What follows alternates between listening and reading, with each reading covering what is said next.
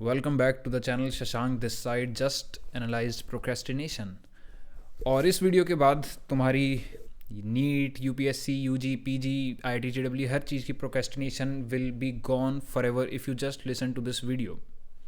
Also जब मैं अपनी हेल्थ स्टेट में पहुंचा which I often talk about, मैंने चीज़ों के सच को जानना शुरू किया and I am an ardent believer of truth. तो अगर तुम चीज़ों का सच समझ लो तो तुम उससे होलिस्टिकली बाहर निकल सकते हो। Tips tricks 10 tips to avoid procrastination, ये सब चीज़ें तुम्हें बहुत सुपरफिशियल लेवल पे हेल्प करती हैं, but once you understand the truth of the game you are bound to win. और इस वीडियो के बाद ऐसा कर दूंगा तुम्हें कि तुम्हें प्रोक्रेस्टिनेशन से घिन आएगी। You won't be able to do that. Let's start the video. पहली बात, प्रोक्रेस्टिनेशन का सच समझो क्या है। ये एक बायोलॉजिकल रिस्पॉन्स है तुम्हारे दिमाग का। हमारे ब्रेन में हमारा लिम्बिक सिस्टम होता है। लिम्बिक सिस्टम वही लिजार्ड ब्रेन। आज भी हमारी बॉडी उसी हिसाब से है जैसे हम जंगलों में थे, लेकिन लाइफस्टाइल पूरा चेंज हो चुका है कंप्लीटली। आज इंसान को सेरोटोनिन प्रोड्यूस करने के लिए एक्सरसाइज का अपने दिनचर्या में रूटीन को फिट करना पड़ता है। पहले के इंसान से पूछो जो जंगलों में रहता था, भाई हम जिम करेंगे आधा घंटा, उनका तो हर समय हो रहा था। That is why they never needed meds for happiness. तुम्हारे एंसेस्टर्स, मेरे एंसेस्टर, सब ने हैप्पीनेस की गोलियां नहीं खाई। आज क्यों खानी पड़ रही हैं? बिकॉज हम एक्सरसाइज नहीं कर रहे हैं, जो फंडामेंटली प्रोड्यूस करता है सेरोटोनिन। एनीवे, तो सिमिलरली लिम्बिक सिस्टम हमारे दिमाग में है, जो कि हमारा लिजर्ड ब्रेन है। जब भी हमें कुछ चीज़ थ्रेट परसेप्शन दिखता है तो वो ट्रिगर करता है फाइट एंड फ्लाइट रिस्पॉन्स। अब ये फाइट और फ्लाइट रिस्पॉन्स क्या है? जब भी कोई खतरा आता है, आपको लगता है या तो मैं इस खतरे से लड़ लूँ या तो फ्रीज हो जाऊँ, या तो तुम फ्रीज हो जाओगे और नहीं करोगे। और प्रोक्रेस्टिनेशन यही फ्रीज होना है। This freezing is procrastination. आओ इसकी डिटेल में चलते हैं। सी, प्रोक्रेस्टिनेशन तुम्हें लगता है कि तुम्हारे अंदर विल पावर नहीं है, डिसिप्लिन नहीं है। ना ना ना, procrastination is not a discipline issue, it is not a will power issue, it is an emotional issue. There is something wrong going on with your emotions. या तो तुम उनको मैनेज नहीं कर पा रहे, या तो तुम उनको रेगुलेट नहीं कर पा रहे।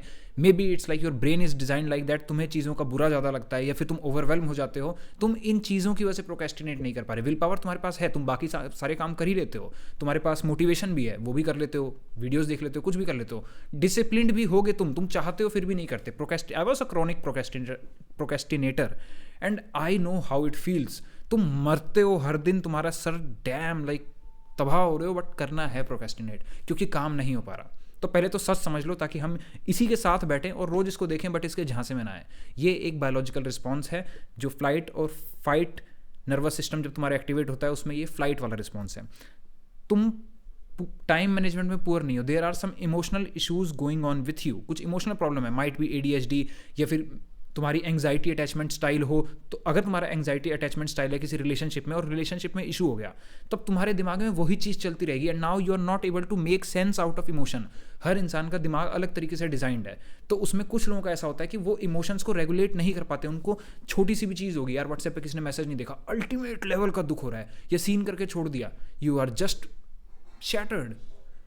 तुम इमोशनली खुद को रेगुलेट नहीं कर पा रहे, इसलिए तुम प्रोक्रेस्टिनेट करते हो। क्योंकि हमारी साइकी को एक हायरार्की चाहिए, और वो हायरार्की जब भी कोई नेगेटिव इमोशन आता है तुम्हारी डिसरप्ट हो जाती है। और भी रीजंस हैं, बताऊंगा आगे, बट ये एक पहला रीजन है कि ये एक इमोशनल इशू है procrastination. It's not a will power and time management issue. May be किसी को बॉर्डर लाइन पर्सनैलिटी हो, बहुत ज़्यादा लगता है बुरा चीज़ों का, एंड देन कुछ लोगों का नेचर ऐसा होता है कि चीज़ें इतनी ज़्यादा बुरी लग रही हैं, बेसिक चीज़ें भी बुरी लग रही हैं, तो तुम काम कैसे करोगे? काम तो वैसे भी हार्ड है।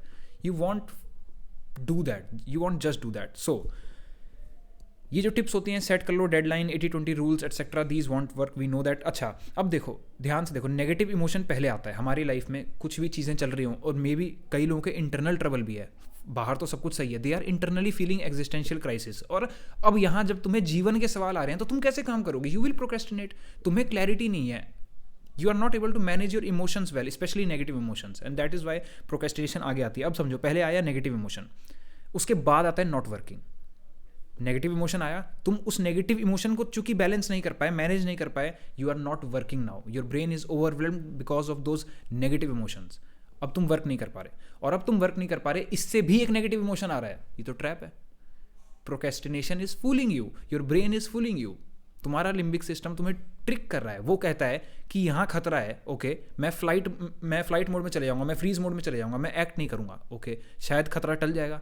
खतरा तो असली है, तुम्हें बुरा लगा, तुमने काम नहीं किया, तुम्हें काम करने के बाद भी बिना काम किए भी बुरा लग रहा है, ये कैसा है, दिट्स अ लूप। और अगर तुम इस लूप को समझ गए, तुम प्रोक्रेस्टिनेशन से हमेशा के लिए बाहर आ जाओगे, because now you just know it. मुझे काम करना था, मुझे लगा कि ये बहुत हार्ड है, काम कैसे करूंगा, it's like a threat to me, okay नहीं करता हूँ, अवॉइड कर लेता हूँ, ये तो बड़ा हार्ड है। जब तुमने अवॉइड कर लिया, तुम्हें उसके बाद भी दर्द हो रहा है, तुम्हें उसके बाद भी पेन हो रहा है। Each and every procrastinator knows this feeling. कैसा लगता है वो जो नंबनेस सी फील आती है, वो जो फील आती है कि यार मेरा पूरा दिन तबाह हो गया, मेरा जीवन तबाह हो रहा है, मैं फिर भी बैठा बस नज़ारा देख रहा हूँ, अपनी ज़िंदगी को जलते हुए देख रहा हूँ। I know that feeling very well. तो ये तुम्हारे साथ धोखा हो रहा है। जो तुम्हारा ब्रेन तुमको कह रहा है कि प्रोक्रेस्टिनेट कर ले क्योंकि काम हार्ड है, हम तो आसानी से रहेंगे। कहाँ है आसानी? इससे बढ़िया तो भाई काम कर लेता और फिर रेस्ट भी करता, मूवी देखता, एंजॉय करता, गेम ऑफ थ्रोन्स, नारुतो, जो देखना है देखो। लेकिन ये कैसा ट्रैप है, मैंने काम भी नहीं किया, अब मैं रेस्ट कर रहा हूँ तो मुझे रेस्ट का भी गिल्ट हो रहा है, और काम मुझे इवेंचुअली करना ही है। लाइक बैकलॉग तुम्हें कंप्लीट करना ही है। अगर तुम्हारा सपना है कोई एग्जाम क्लियर करना, you will have to do that. तो ये लूप है। इससे बढ़िया लूप क्या है, इससे बढ़िया तरीका क्या है? काम है, मैंने काम कर लिया, उसके बाद मैं रेस्ट में हैप्पी हूँ और जनरली भी हैप्पी हूँ। और यहाँ क्या है, काम है, मैंने काम नहीं किया तो मैं अनहैप्पी हूँ, और जब मैंने बाद में रेस्ट लेना था जो कि टेक्निकली हैप्पी हो सकता था, मैं अब वहाँ भी सैड हूँ। तो इतना दुख क्यों ले रहे हो? अपने ब्रेन को समझाओ, जब अगली बार काम करने बैठना और ये चीज़ आए तो से इट कि मेरा दुख रात को डबल ट्रिपल 4 गुना हो जाता है, मैं क्या बताऊँ। अच्छा, उसी में कई लोग जैसे सेट डेडलाइंस कहते हैं। तुमने कई बार देखा होगा जो लोग क्रॉनिक प्रोक्रेस्टिनेटर हैं वो 11th आवर पे बिल्कुल काम कर लेते हैं। अब ये कैसे हो जाता है? Because of the deadline. क्योंकि अब जो खतरा है, अब वो काम से खतरा टल चुका है, अब वो खतरा ये आ चुका है कि नहीं किया तो नौकरी ही चली जाएगी, वो बड़ा खतरा है। तो समहाउ तुम नेगेटिव इमोशंस अपने डील नहीं कर पा रहे, और तुम्हें खतरों का परसेप्शन तुम्हारा बिगड़ा हुआ है। तुम्हें लग रहा है ना कि उस दिन देखेंगे, जब तक बॉस ने वार्निंग दे नहीं दी तब तक काम नहीं होगा। तुम्हें ये चीज़ लग रही है, तभी तुम 11th आवर पे कर लेते हो। ध्यान से देखो इसको ऑब्जेक्टिवली, 11th आवर पे काम क्यों हो रहा है? बिकॉज अब काम करने के दुख से ज़्यादा बड़ा दुख नौकरी से निकलना हो गया, तो तुम कर लोगे। और क्या हो अगर मैं तुम्हारे ब्रेन को इस तरीके से प्रोग्राम कर दूं या ट्रिक कर दूं या सच बता दूं कि वो दुख तुम्हारा आज में ही ज़्यादा है। कभी देखा है तुमने वो फील? लेट सपोज तुम प्रोक्रेस्टिनेशन वैसे भी सुधरते कहाँ हो, इतनी सारी तुम वीडियोस देख चुके हो।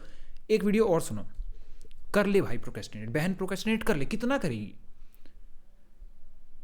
5 दिन 6 दिन कर, अंधा प्रोक्रेस्टिनेट कर। I remember one of my friends ask me कि यार मेरा ना जीवन में भाई कुछ करने का मन नहीं करता, मुझे पता है मेरा जीवन तबाह हो रहा है, बट मेरे को नहीं करना। मैंने उसको कहा होने दे तबाह। भाई तुम उछलोगे, you cannot remain without work. तुम्हारे दिमाग में लग रहा है ना वो काम हार्ड है, कभी जीवन में खाली बैठ के देखना। तुम्हें डर लगना चाहिए खाली बैठने से, तुम्हें डर लगना चाहिए प्रोक्रेस्टिनेशन से। यार काम नहीं करके जो सुख था, जो मैं रेस्ट ले सकता था, वो भी मेरा रेस्ट तबाह हो गया, जीवन तो बना ही नहीं सही, बैकलॉग ऊपर से जनरेट हो गया, जो मुझे बैकलॉग एक दिन कवर करना ही है। तो जब उसको बैकलॉग कवर करना ही है तो उस बैकलॉग को स्ट्रेस में क्यों कवर करोगे? बैकलॉग बनने ही मत दो। तुम्हें खौफ होना चाहिए प्रोक्रेस्टिनेशन से। हर वो दिन जो तुमने तबाह कर दिया, तुम्हें रात को एंग्जाइटी बराबर, दिल धक धक होना चाहिए, भारी हो जाना चाहिए। और तुम्हारा होता भी होगा, मैंने देखा है, वॉज इन दैट फेज। रातों को नींद नहीं आती है तो काहे का मज़ा? अगली बार जब तुम्हारा ब्रेन कहे कि भाई मज़े कर लेते हैं, काम तो बड़ा हार्ड है, डरो उस रात से, इमीडिएटली रात से। बॉस नहीं निकालेगा, वो तो हफ्ते बाद निकालेगा या महीने बाद, वो एग्ज़ाम में तुम साल बाद फेल होगे, बट आज रात में ही तुम्हें सजा उस चीज़ की मिल जाएगी और तुम्हें मिलती होगी। तुम जानते हो, there are countless sleepless nights यार तुम बिता चुके हो, but you are not working. क्यों? क्योंकि सच नहीं पता है। और सच प्रोक्रेस्टिनेशन का यही है, जिस दिन समझ लोगे ना कि भाई साहब प्रोक्रेस्टिनेशन ही दुख दे रहा है मेरे को, और इतना ज़्यादा कंपाउंडेड, इससे बढ़िया तो काम कर लेता हूँ, थोड़ा सा दर्द है यार, बाद में मूवी तो देख पाता हूँ चैन से। तुमने कभी प्रोक्रेस्टिनेशन में एंजॉय किया है? कभी मूवी देखी है प्रोक्रेस्टिनेशन में? कितना गंदी सी फील आ रही होती है, ऐसा लगता है यार जीवन तबाह हो रहा है, बस खुद का टाइम पास कर रहा हूँ, धरती पे आया हूँ, zero self respect for, zero self esteem, अपनी तबाह हो चुके हैं, बट लगे पड़े हैं वहीं पे। मूवी का भी चैन नहीं मिला। भाई इससे बढ़िया काम कर ले बहन, इससे बढ़िया काम कर ले। काम करके मूवी देखेगी, तेरे को फील भी होगा कि यार वाह यार मूवी मज़ा आया, इंजॉय करके आई हूँ। संडे का रेस्ट लो। तुम्हें लगता है प्रोक्रेस्टिनेशन तुम्हें दिमाग को बचा रहा है, और ये वीडियो के बाद तुम्हें खौफ होगा प्रोक्रेस्टिनेशन से। You will suffer each and every night when you procrastinate. तुम्हें हर मोमेंट जब तुम विलफुली प्रोक्रेस्टिनेट करोगे ना, तुम्हारे को दिल एंग्जाइटी होगी, तुम्हारा दिल धक धक करेगा कि मेरा तो दर्द बढ़ रहा है, ये सुख है ही नहीं। मुझे लग रहा है जो काम को हटा करके सुख आ रहा है, ये तो सुख है ही नहीं भाई। तुम्हारा दिल धक धक करेगा और तुम बैठ जाओगे करने। This will and your procrastination for ever. तो अब बात करते हैं इसके कुछ वे आउट्स की। ये तो एक सबसे तगड़ा वे आउट है ही, जो अभी पूरा मैंने तुमको समझाया। सेकेंडली तुम मानते हो कि तुम्हारा वर्क तुम्हारे लिए स्ट्रेस है। कभी खाली बैठ कर देखो, कभी खाली बैठकर देखो, stress, thinking, fears, over thinking, anxiety, depression, self harm के थॉट, सेल्फ डिलीशन के थॉट, कहाँ पहुंच जाओगे अगर काम नहीं करे। काम तुम्हारा इकलौता मित्र है जीवन में। काम, लोग आते रहते हैं, लोग जाते रहते हैं, कोई पूछेगा कोई नहीं पूछेगा, काम तुम्हारा हमेशा तुम्हारे साथ रहेगा, जो तुम्हें हेल्प करता रहेगा। जब मैं अपने लोएस्ट फेज से गुजरा ना, no one was there with me, no one was there, only my work, जो मैंने पहले किया था, और बचा गया वो मेरे को, नहीं तो भाई खत्म ही हो जाते, तबाह हो जाते। ठीक है, तो your work is a blessing. उसको स्ट्रेस की तरह सोचना ही बंद करो, बिकॉज हमारे माइंड का रूल है, law of mind is the law of belief, and everything you believe in, तुम उससे बाहर नहीं काम कर सकते। एग्जाम्पल देता हूं, लेट सपोज तुम्हें लगता है कि यार सारे बॉयज टॉक्सिक होते हैं, तुम्हारी कैसे होगी हैप्पी रिलेशनशिप? हो ही नहीं सकती। तुम्हारे बिलीफ तुम्हारे गोल से अलाइंड नहीं है, and now you have to clear the exam. तो तुम्हारा बिलीफ होना चाहिए कि procrastination is bad, studying is good. तुम अपने बिलीफ सिस्टम से अलाइन हमेशा करते हो। पता है, बहुत लोग कहते हैं हमारा बिलीफ होता है, we have belief. No man, believe have us, believes have us. वो हमें गाइड करते हैं। तुम अपने बिलीफ से हट के काम कर ही नहीं सकते, और इसको बिलीफ को चेंज करना पड़ता है। जैसे मैं वीडियो बना रहा हूँ, इसको तुम देखो, 2-3 बार देखो, ताकि तुम्हारा चेंज हो। That procrastination should give you like legit pain, physical, emotional, mentally pain होना चाहिए तुम्हें। जब तुम प्रोक्रेस्टिनेट करो, अच्छा लगता है क्या? वो रात को जब जगते हो 3-3, 4-4 बजे तक, तुम्हें उल्टियाँ से लगता है, तुम्हारा डूम स्क्रॉल कर करके डोपामीन पूरा हेवायर हो चुका है, दिमाग कीचड़ जैसा हो चुका है, दिल भारी होता है, फ्यूचर की टेंशन हर समय होती है। इससे बढ़िया तो भाई काम कर ले, आज का काम कर ले। फ्यूचर तो किसी को नहीं पता, बट आज में तो सही रहो यार। तुमने मनुष्य का जीवन पाया है, सारी उम्र स्ट्रेस लेनी है। कितनी स्ट्रेस होती है कभी रात को देखा है? बहुत ज़्यादा होती है। Just don't do that. Then second है, चीज़ों को ऑब्जेक्टिव रियलिटी से देखो। बहुत मेरा इस चैनल पे फोकस रहता है to give you that consciousness कि तुम चीज़ों को ऑब्जेक्टिव रियलिटी से देख पाओ। The thing which you are hating is not exactly the thing to be hated. See things as they are, not as who you are. बताता हूँ, तुम्हें लगता है कि यार ऐसे मैं तो बुक ले रहा हूँ, बुक लेके पढ़ना इज हार्ड। ओके, ये तुम्हारा बिलीफ है। पढ़ना हार्ड नहीं है। पढ़ना क्या है? एक सामने नोटबुक रखना, इसमें से इंफॉर्मेशन गैदर करना और उसको सीखना, समझना। कोई इंसान तो इस काम को बहुत अच्छे से कर ले रहा है, तो डेफिनेटली बुक्स और बुक खोल के पन्ने पलटने और पढ़ने में अंतर नहीं है। दिक्कत है यहाँ, समवेयर वी बिलीव कि इट इज़ हार्ड। और वही मैंने चेंज किया अभी तुम्हें बता के कि why procrastination is hard and work is a blessing. Work is a blessing in life. कभी देखो किसी इंसान को, कोई भी इंसान यहाँ खाली नहीं बैठ सकता। You have to work anyhow, नहीं तो तुम्हारी साइकी डिसइंटीग्रेट हो जाएगी हिस्सों में। तो काम करना is the only thing that is saving you. Objective reality से देखो, पढ़ना उतना हार्ड नहीं है। बिजनेस करना, लाइक ये वीडियो बना रहा हूँ जैसे, ऑब्जेक्टिव रियलिटीज की क्या है? अब किसी इंसान के लिए ये वीडियो हार्ड हो सकती है, but the work itself, work में हार्ड नहीं है। हमारे मेंटल बिलीफ स्ट्रक्चर में दिक्कत है, जिससे हमें लग रहा है कि पढ़ाई हार्ड नहीं। तो पढ़ाई क्या है? किताब खोल के कुछ नॉलेज लेना। बहुत लोग करते हैं और सबसे हो जा रहा है। तो सबसे हो जा रहा है तो तुम में क्या अंतर है? बिलीफ। तुम्हें लग रहा है पढ़ाई हार्ड है, and the day you make procrastination hard is the day you will win. And now बात करते हैं नेगेटिव इमोशंस की। नेगेटिव इमोशंस को मैनेज करना जरूरी है, because your procrastination is highly likely an emotional issue. अब सबसे पहले पॉजिटिव इमोशंस के साथ उठना बैठना शुरू करो, जनरेट करना। तुम जितने नेगेटिव इमोशंस के साथ रहोगे, ये तुम्हें एक ना मिक्सी बना के चर्नअप करता रहेगा, तुम्हारा ग्राइंडर बन जाएगा और तुम संभल भी नहीं पाओगे। तो तुम्हें पॉजिटिव इमोशंस के साथ बैठना है। नेगेटिव इमोशंस को हटाना एक अपने आप में डील है। उसके लिए shadow work, shadow integration, therapy, बहुत कुछ करना पड़ता है। और वो ट्रॉमेटिक में भी डील होता है। किसी दिन उस पर फुल ऑन वीडियो बनाऊंगा, like how to deal with trauma and all that, but वो एक अलग चीज़ है। अभी क्या कर सकते हैं? अभी ये करो, पॉजिटिव चीज़ें, जितनी चीज़ें एक ऑरा रखती हैं, एक अलग ही वाइब देती हैं, उनके साथ बैठो। अगर तुम्हें कपड़े खरीदना पसंद है, जाओ यार अच्छे कपड़े खरीदो, बैठो उनके साथ। अगर तुम्हें बुक्स पढ़ना पसंद है, डू थिंग्स यू लव, ताकि तुम जनरली भी पॉजिटिव रहो। तुमने अपने जीवन में एक एग्जाम को अल्ट्रा हाईनेस दे रखी है, नो डाउट वो सही चीज़ है। कुछ तो हॉबी होगी एग्जाम के अलावा भी। द थिंग इज कि तुम हाइपर फोकस करके खुद को डिस्ट्रैक्ट ही कर रहे हो। तो थोड़ी सी उस एग्जाम की वैल्यू कम करो and do things that you love. और हो सके तो उस एग्जाम में ही प्यार ढूंढो कि कैसे मैं नए नए तरीके से पढ़ सकता हूँ। एंड देन पॉजिटिव लोगों के साथ उठो बैठो, from the content itself, videos जैसे इस तरीके की, या फिर कोई सी भी।